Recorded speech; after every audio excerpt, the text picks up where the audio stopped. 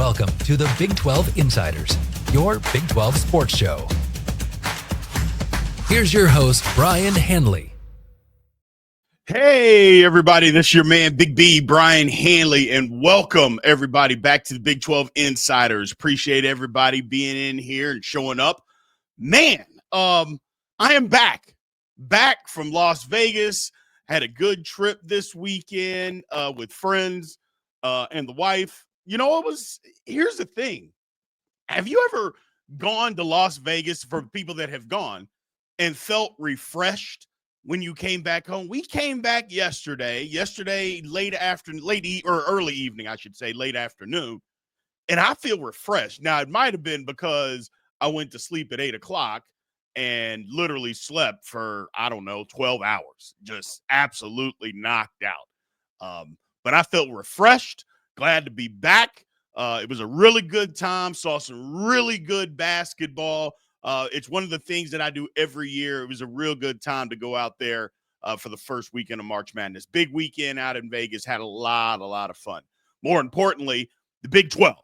Had a great time watching Big 12 teams, kind of wearing around my Big 12 Insider shirt, my stuff, and kind of talking about that a little bit and kind of pumping my chest out about the Big 12 a little bit. Felt good. So we're going to get into that, talk a little bit about the tournament, who is left from the Big 12, who lost, and why. We'll get into all of that today. So appreciate you guys being in here. Before we do, as always, remember to like, follow, subscribe, continue to get into the comments section as always, and hit that notification bell so you know exactly when Big 12 Insiders content comes out. So let's get into this, man. First off, Big 12, stand up, take a bow. Big 12 showed itself really well the first weekend of the tournament. Now, you might say there was a couple of losses, but for me and for anybody that actually follows the Big 12, I think the four teams that are left, you knew that those teams were going to be left. Now, I get it. If you are a fan of Kansas or Iowa State or Baylor, you may have thought your team was going to move on a little bit further. But if you were being honest with yourself, and again, we'll touch on that here in a second, you know that your team wasn't, I shouldn't say Sweet 16 worthy, but they just weren't. When you saw the matchups, you're thinking, it's going to be tough for them to move on to the Sweet 16. Some of them even past the first round. But to put all that in perspective, the Big 12 showed itself well.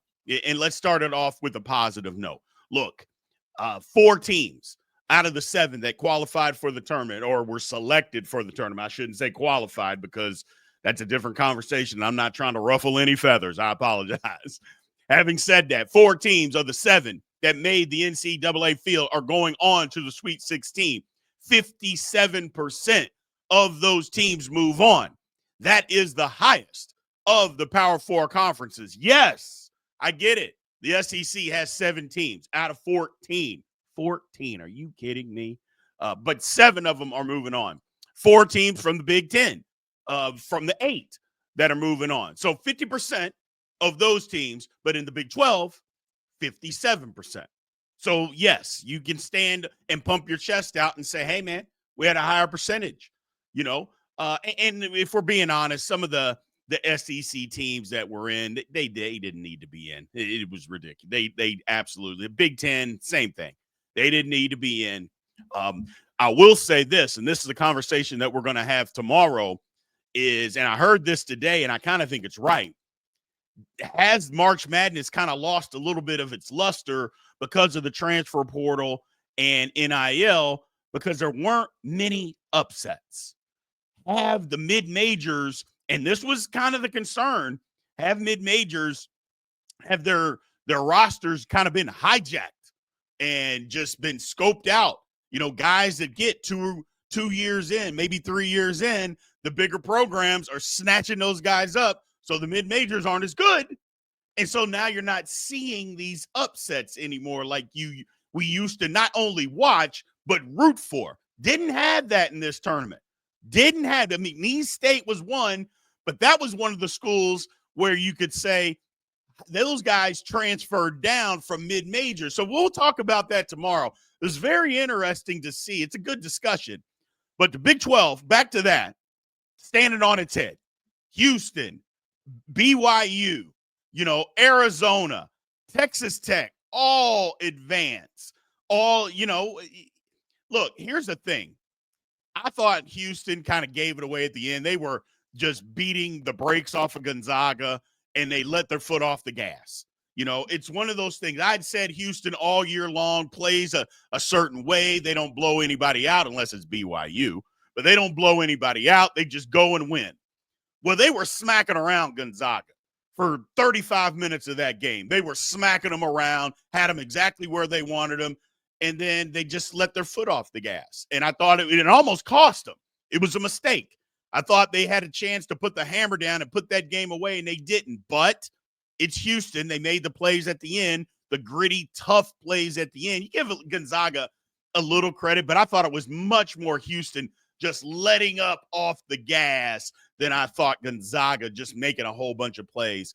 But, it's learning lessons. Learning lessons for Houston. They'll understand moving forward, this is not something that we need to be able to do. We need to put our foot down, put our foot on the gas to move forward to be able to win. I think that's something that they will do. We'll talk about those matchups as we get a little later in the week. Texas Tech, literally the opposite of what we had seen Tech do, not only in the first round game, but pretty much all year. They just dominated the interior. But that's good coaching. McCaslin, he's a great coach. He just said, hey, man, look, first of all, this guy's my friend. I know him. But more importantly, I know where our advantage is in this game. It's on the interior. So we're just going to pound them to death inside. I think they only took maybe 2 or 3 3-pointers in the entire first half.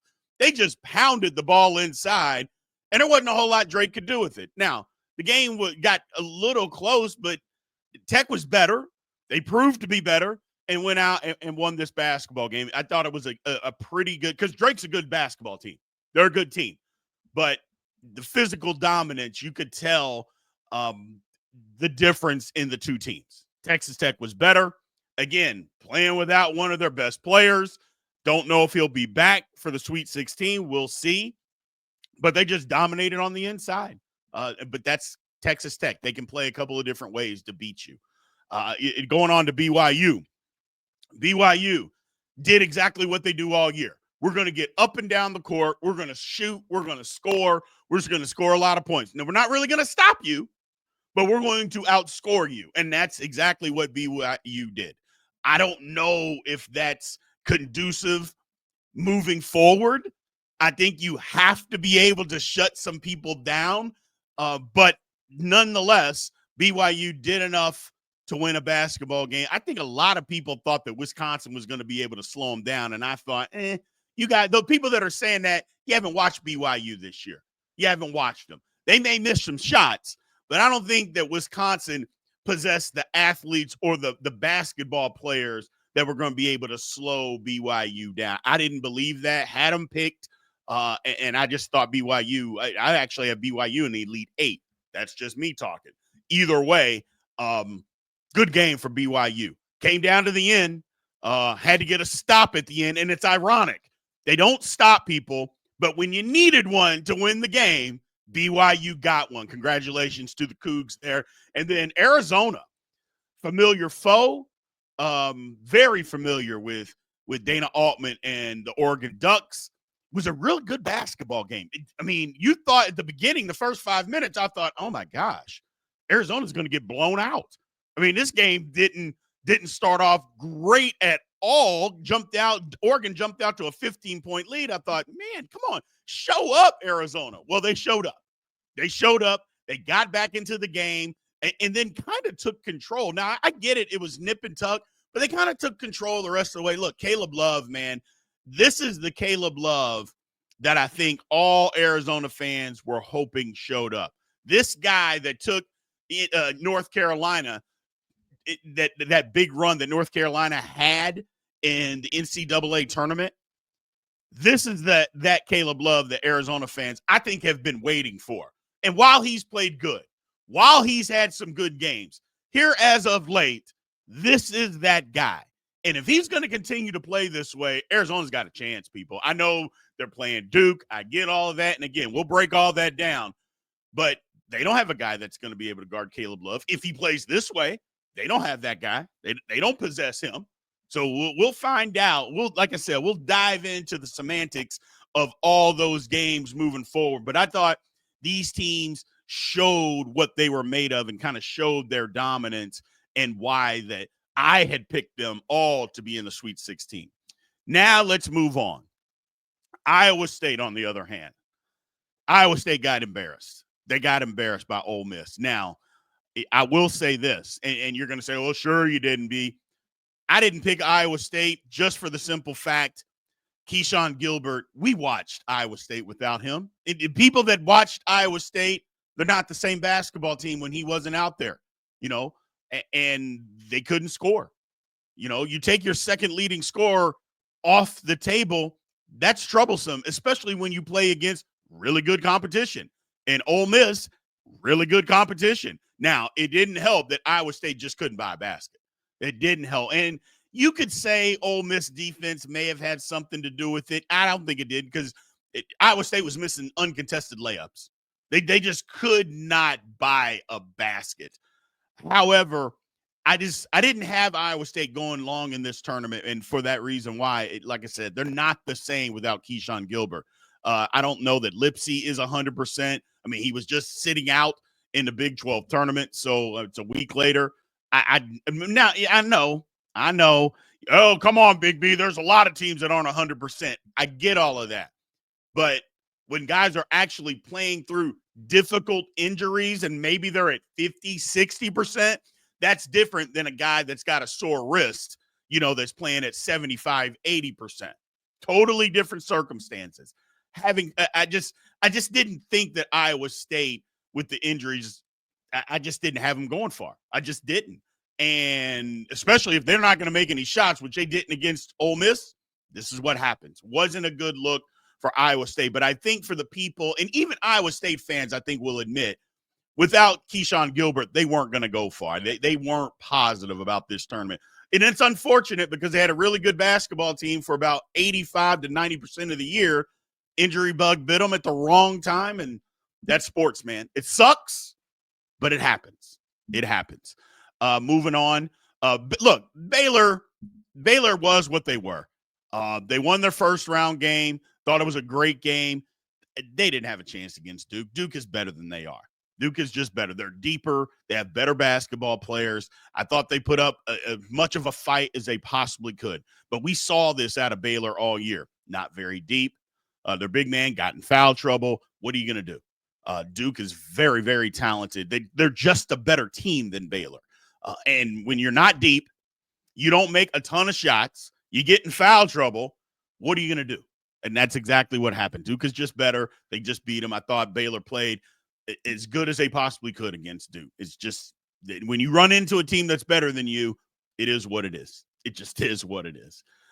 And then talking about Kansas, it was like a reverse of seasons. The first half of the season, KU won a bunch of those games when they were playing non-conference against, really good basketball teams. KU won those games. But as the season went on, the teams got better. It didn't look like KU did. It actually looked like KU went the opposite direction. It was almost like KU thought, okay, we beat these non-conference teams. We're going to just be able to come in the Big 12 and we're going to be better than most of everybody. Well, they weren't. They absolutely weren't. We'll just walk in and we'll just win these games because of who we are. We've got more talent. But did you? And Bill Self basically said that, hey, we didn't construct the best team. He said that, got to go back to the drawing board, and put together a better team. He's right, and while I thought KU fought, I mean, look, if you look at man for man, Arkansas was better than they were. And then they ended up winning a basketball game. Now, don't get me wrong. I think Bill Self is twice the coach of John Calipari. And I think Calipari is very good, but that's how high regard that I have for Self. But some of you may argue, well, come on, Big B. If he's so good, why can't he put together basketball teams here as of late now that everybody can start paying everybody? Because KU never paid anybody. Now that everybody can pay people, what does Kansas look like? I have no defense for that argument. I'm not even going to try to come up with one because you are right. You're right. What does Kansas look like? I mean, you could say that about a lot of schools that are out there, in several different sports. You can say, hey, man, now that everybody's able to pay people, you haven't been able to win. You haven't been able to do it. Well, Kansas is one of those schools. Now that everybody's paying, what have you done? It's a good conversation to have. I'll be looking to go into that a lot more into the offseason, but I didn't even have Kansas winning that first game against Arkansas. I didn't trust them, and I turned out to be right. And a lot of you out there were the exact same way. I don't want to say, oh, come on, BB, and pat myself on the back. There was a lot of you, even KU fans, that didn't think they were going to win a game in this tournament, and they didn't. So, but more importantly, I am just proud of the 4 teams that did win. I think the Big 12, represented itself well. Now, look, when a team has 7 in the Sweet 16 and look, 50% out of 14, that's pretty good.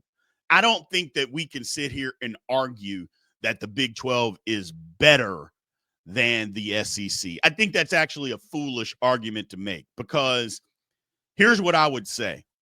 Even if you don't think, and I'm one of those people that don't think 14 teams from the SEC should have been in, 14 teams, probably maybe even 15, were at least in the conversation about being in the tournament. So 14 got in. I thought it probably should have been closer to 12, but 14 actually got in. But 15 of the SEC teams, you could have conversations. You know what? Yeah, maybe we should talk about them being in the tournament. That's legitimate, legitimately. Now, you move to the Big 12. I mean, outside of West Virginia, who else was in the conversation of making the tournament that didn't? I don't think anybody. Cincinnati, no.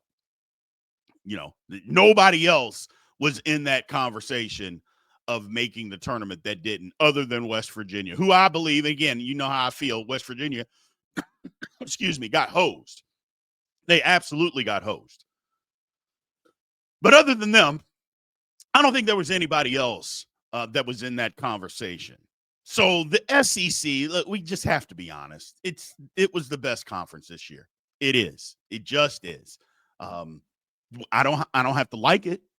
You, me, we don't have to like it, but they were the best conference. You look at their non-conference record against everybody, the Power 4 schools, they whipped us. They just did. They whipped us. And when you go into that, I mean, you look at a team like Arkansas that lost the first 5 games of the conference, they're still playing. They're still playing, people. You look at an Ole Miss, they're still playing. There's a lot of people that think, man, Ole Miss, are they any good? They're still playing, and they just beat the brakes off of one of the Big 12's best. Now, they were dealing with the handicap because Iowa State wasn't at full strength. That's not Ole Miss's fault.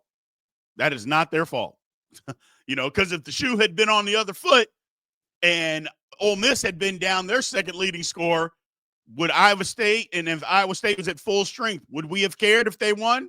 Nope, sure wouldn't have. So, got to be honest, man, it just is what it is. The SEC this year is the best conference, but the Big 12 or the Big 10 is not second. That much I will tell you for sure. Okay? We don't even need to bring up the ACC. They got one team left. Don't talk about Louisville. Don't you do it. Don't you do it. Okay? Don't you do it. But the Big 12 is absolutely second. Absolutely second. Okay? You can talk about those 8 teams from the Big 10 that got in, yada, yada, yada, whatever you want to say. All I know, they have 4 left. We have 4 left. We got 7 in.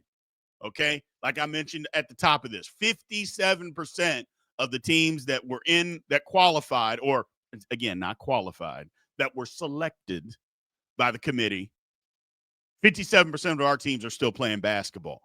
We're better than the Big 10. Top to bottom, we were better than the Big 10. Don't want to hear it. Not going to listen to anybody else say anything else about it. Period, point blank. Now, what do we do moving forward? How do we try to solidify ourselves and say, you know what? Yeah, maybe I was thinking we were second best, but how many can get to the Final Four? Because now it's about matchups. Obviously everything is about matchups, but it really comes down to matchups when you get to the Sweet 16. Like I mentioned before, it's all power schools. It's all schools from big conferences. There are no surprises here. No upsets out of the blue. A lot of chalk, per se, is what people say. A lot of that. So now it becomes, okay, who are you? What's your strengths? What's your weaknesses? How good is the coaching? Coaching matters in college basketball, people. It matters. Sometimes we can say in basketball, well, coaching doesn't matter that much. Maybe in the NBA, which I still believe in the NBA it does. But in college basketball, coaching matters. Do you have to have the best players? Yeah, you need that too. But you know me, recruiting guys or whatever the case may be, I count that as coaching. But coaching matters at this level. And we're going to see, who's good, who's not, who can exploit these matchups. For instance, look at Brent McCaslin, Texas Tech. Had a matchup advantage against Drake. That's what they did. They said, we have our matchup is inside. We're just going to pound this ball inside and dominate the paint. They did that. Won a basketball game. That's what I'm talking about when coaching matters. Do you have an advantage of one player that another team just cannot stop? You know what we do? We're just going to keep getting isolations, keep giving them the basketball, and we're going to exploit. We're going to make them stop us. We'll find out. We're going to find out. I'm excited about what the Big 12 has in store here. I think we got a chance, people. I think we got a chance of a minimum of 2 teams getting into the Final Four. It's going to be tough. It's going to be tough. Don't get me wrong. I'm not saying this is going to be easy, but I think we got an opportunity here. And if we do get 2 teams in, I'll be standing on the soapbox a little bit longer, screaming a little bit louder about this conference, people. I'm excited.